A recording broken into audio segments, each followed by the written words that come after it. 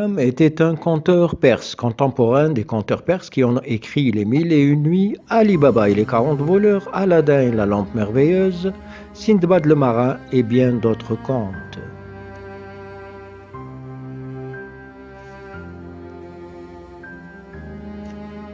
Ibn Hisham a écrit une biographie en s'inspirant de la culture dominante de l'époque, c'est-à-dire le zoroastrisme en Perse, le judaïsme et le christianisme en Irak. Ibn Hisham qu'a-t-il copié sur la vie de Zoroastre, ou appelé encore Zarathustra? Dans la biographie de Mohammed, comme Zoroastre, Mohammed reçut une révélation sur la montagne. Comme Zoroastre, Mohammed se retire dans la montagne et puis revint parmi les hommes pour leur parler.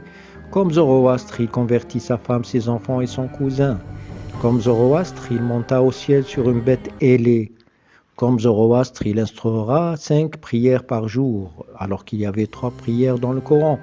Comme Zoroastre, il condamne la consommation de boissons enivrantes. Comme Zoroastre, ses idées ont déplu et il est pourchassé et prend la route de l'exil. Et bien d'autres actes copiés sur la vie de Zoroastre. Qu'a copié Ibn Hisham sur la vie de Moïse? L'Exode. L'Exode est devenu la Hijra ou l'Hégire.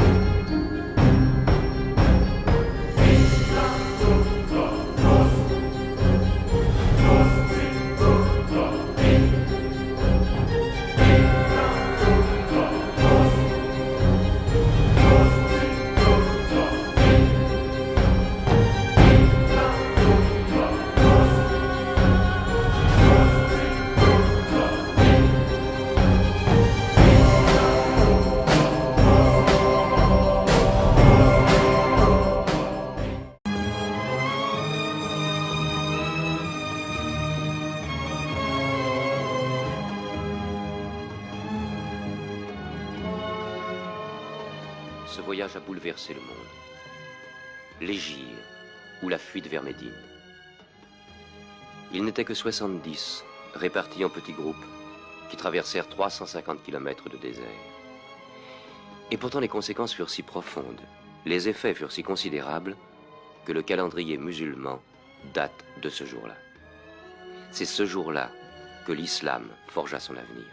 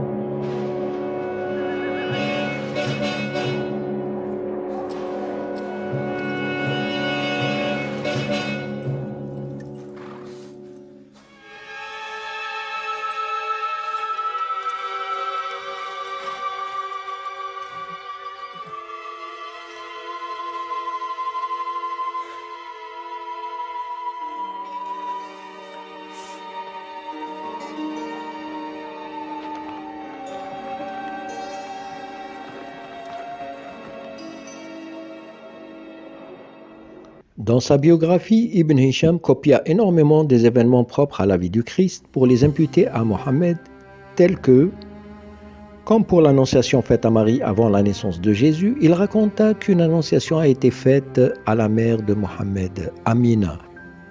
Comme pour le Christ, des Juifs ont aperçu l'étoile de Mohammed avant sa naissance. Comme pour le Christ, il y a eu des prophéties chez des rabbins juifs et des prêtres chrétiens annonçant la naissance imminente de Mohammed.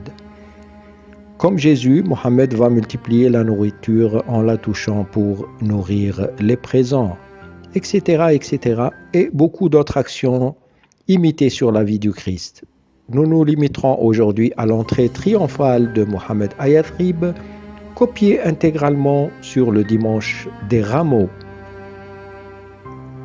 Premièrement, l'entrée de Mohammed à Yathrib après son émigration, l'hégire de la Mecque, est une imitation du processus d'entrée du Christ à Jérusalem. Bien qu'il ne s'agisse pas d'une tradition intentionnelle au début, car l'immigration a été forcée, mais après des siècles d'incidents, elle a été exploitée pour créer une narration islamique du dimanche des Rameaux.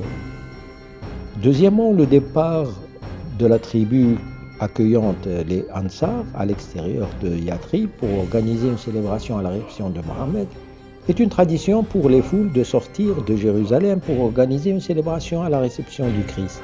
Troisièmement, Mohammed monté sur un chameau est une imitation de Jésus monté sur son ânon.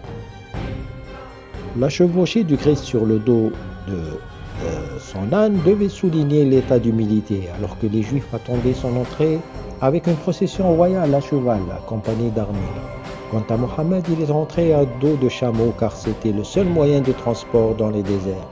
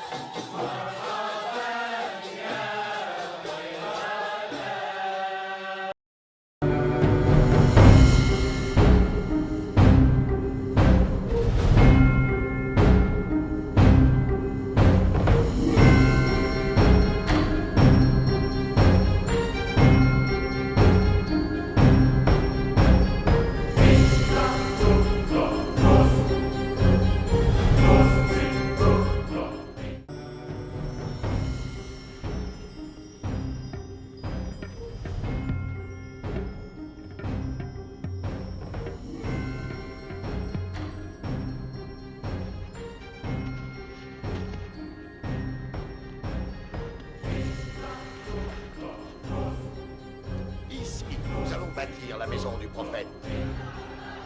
Et aussi notre premier lieu de réunion où nous pourrons prier.